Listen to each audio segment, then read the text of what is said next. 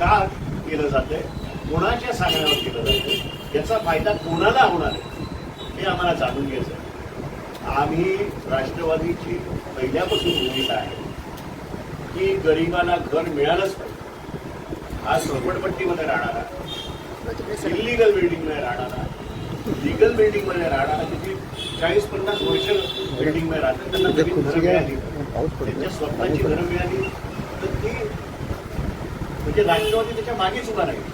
पण असं करत असताना तुम्ही जी नवीन लोक आणणार आहात, 12-12.5चा FSI घेऊन, त्याचं तुम्ही कसं करणार आहात हे प्रश्न आमच्या मनात होते. मी आपल्या माध्यमातून या पोलीस यंत्रणांना सांगतो की तुम्ही कितीही ठाणेकरांच्या डोळ्यावर पडदा टाकायचा प्रयत्न केला, कितीही विरोधकांना दाबण्याचा प्रयत्न केला, तरी हे राष्ट्रवादी काँग्रेसचे 12 नगरसेवक, आमची असलेली संघटना, आमचा असलेला खंबीर नेता आमदार जितेंद्र आव्हाड जोपर्यंत आहेत तोपर्यंत हे आम्ही सहन करणार नाही. 27 तारखेला मोर्चा तर निघेलच आणि जोरदार निघेल. आधी मी परवानगी मागितलेली फक्त 400 ते 500 कार्यकर्त्यांची, पण माझा शब्द आहे तुम्हाला की आता 3-4 हजार लोक घेऊन मी 27 तारखेला रस्त्यावर. सर, याबाबत आव्हाडांनी आता ट्विट देखील केलेलं आहे, मोर्चा निघणार आणि दुसरं वक्तव्य निघणारच ना सर. जर ठाण्याच्या नागरिकांचे विषय आम्हाला मांडता येत नसतील तर या राजकीय क्षेत्रात घेऊन आमचं कामच काय आहे? आम्हाला त्यांना प्रश्न विचारायचेच आहेत आणि आम्हाला जर उत्तरच मिळणार नसतील तर अशा प्रकारचे मोर्चे निघतीलच. आणि परवानगी देव अथवा न देव हा मोर्चा निघणार.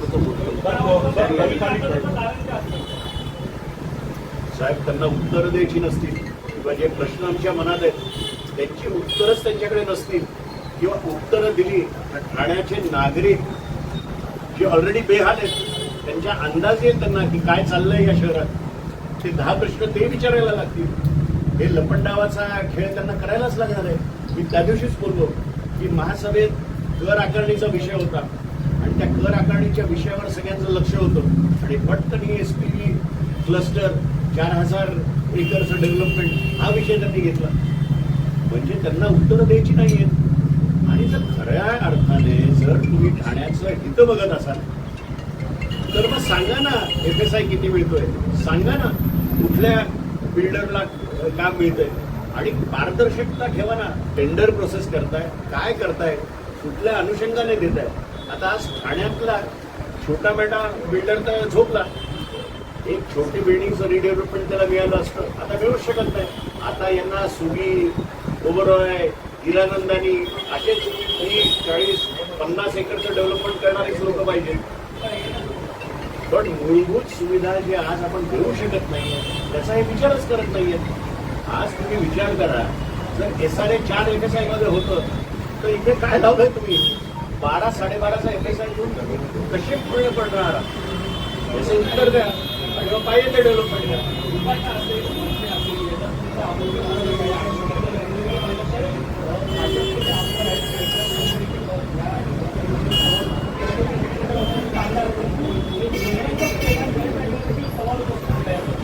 बघा, तुम्हाला माहीत असेल की अशाच क्लस्टरचा विषय जेव्हा नवी मुंबईत आला तेव्हा सागर नाईक यांनी तो अडवला.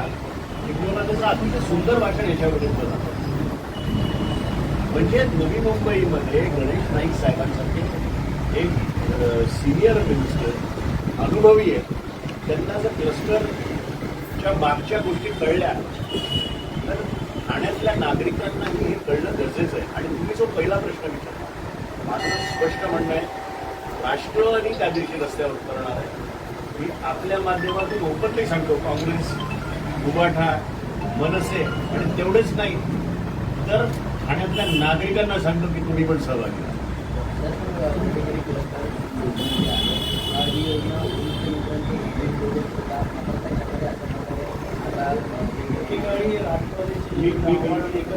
मी तुम्हाला एक सांगतो, हा उपमुख्यमंत्र्यांचा ड्रीम प्रोजेक्ट होता आणि आहे. आणि त्याच्यामागे संकल्पना ही होती की गरिबांना घर मिळालं पाहिजे, एक प्लॅन्ड सिटी पाहिजे. तोपर्यंत आम्ही पण त्यांच्याबरोबरच होतो. चांगलं काम केलं तर कुणाला नको. माझा प्रश्न असा आहे की हे जेव्हा तुम्ही गरिबांना घर देत असता तेव्हा तुम्ही बिल्डरांना काय देता, तुम्ही ठाणे शहराला काय देता, जे बाकी ठाणे शहराचे नागरिक आहेत त्यांना काय देता, या सगळ्यांची पण कल्पना लोकांना झाली पाहिजे ना. त्याचं काहीच बोललं जात नाही. आणि ही STV जर तुम्ही स्थापन केली म्हणजे तुम्ही कुठेतरी कमी पडताय हे कबूल करताय ना, की क्लस्टरचं एवढं ऑफिस बनवून ठेवलंय की बसली तिकडनं काम होत नाहीये, तिकडनं काम होत नाही म्हणून अशा प्रायव्हेट कंपनीला घ्यायला लागतंय. तर पहिले ते तालं लावून टाका त्या क्लस्टरच्या ऑफिसला. भाजपा पक्षाचे आमदार असतील, नगरसेवक असतील, हे क्लस्टरच्या विरोधात थेट बोलताना बघायला मिळतंय. मात्र येत्या या मोर्चामध्ये आपण भाजपला देखील आमंत्रित करणार का? मी ठाण्याच्या सगळ्या नागरिकांना आपल्या माध्यमातून सांगतो की तुम्ही रस्त्यावर उतरा. आता त्यात भाजपचे पदाधिकारी जर यायची त्यांनी जर ते धाडस दाखवलं तर मी त्यांचं स्वागतच करतो. सर 500 मीटर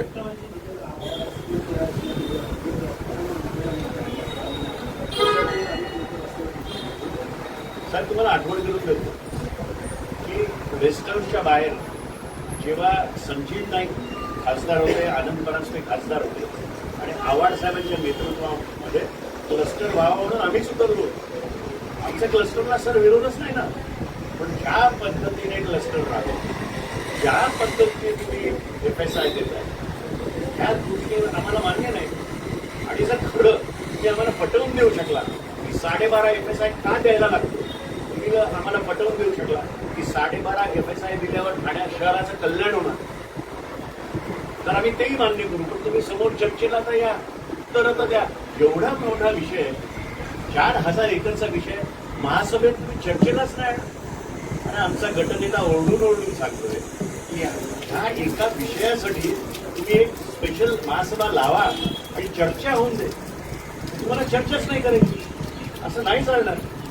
तुम्हाला पारदर्शकता ठेवायलाच लागेल. आणि या ठाणे शहरात ही पारदर्शकता मागण्यासाठी राष्ट्रवादी रस्त्यावर उतरणार आणि उतरणार. पोलिसांनी कारवाई केली,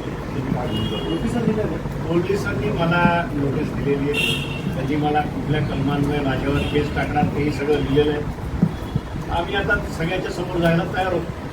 आम्ही खरं तर जसं राहुल गांधी आज पुढं ते त्याला परवानग्या नाही दिल्या, त्याला परवानग्या देताना मग 30 गोष्टी लिहून दिल्या, तसं आम्हालाही त्यांनी द्यावं, आम्हाला परवानगी द्यावी, आम्हाला काही निर्बंध लावावे. आम्ही त्या निर्बंधांचं पालन करू.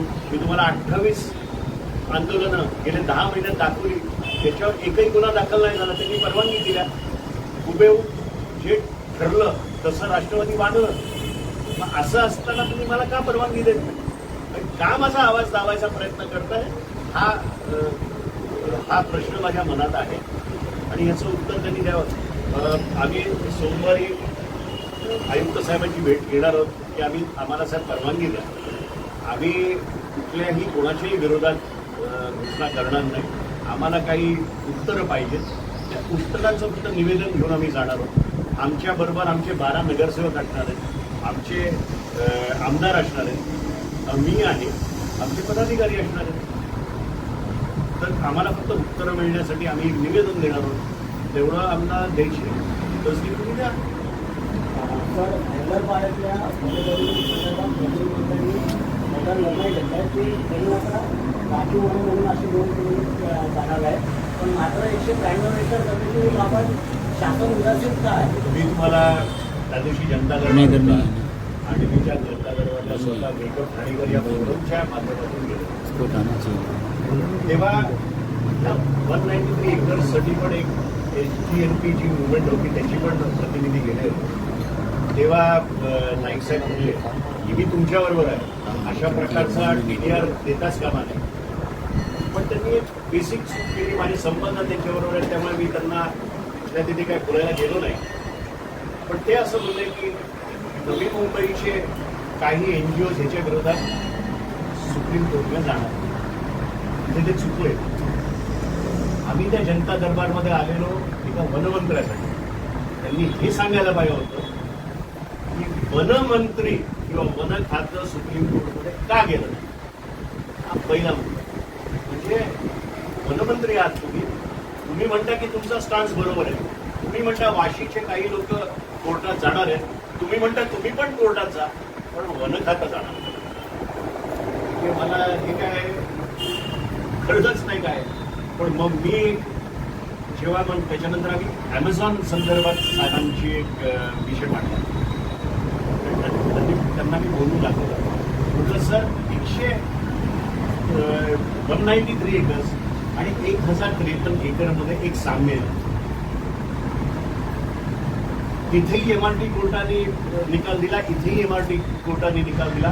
हेही हायकोर्टात गेले आणि 1053 एकरची लोकही कोर्टात गेलेली आहेत. आता उद्या आम्हाला हे सांगू नका की कोर्टाने निकाल दिला त्यामुळे आम्हाला आता ते परत खासगी करायला लागते. त्यामुळे आजपासूनच तुम्ही लक्ष द्या. जी निष्काळजीपणा वन खात्याने 193 एकरसाठी केला तसा 1053 एकरसाठी करू नका. ठाण्याचे नागरिक आता दक्ष आहेत आणि त्यांचं सर मुंबईला 500 स्क्वेअर फूटची टॅक्स माफी आहे. आपल्याकडे अजून लागू झालेलं नाही. टॅक्स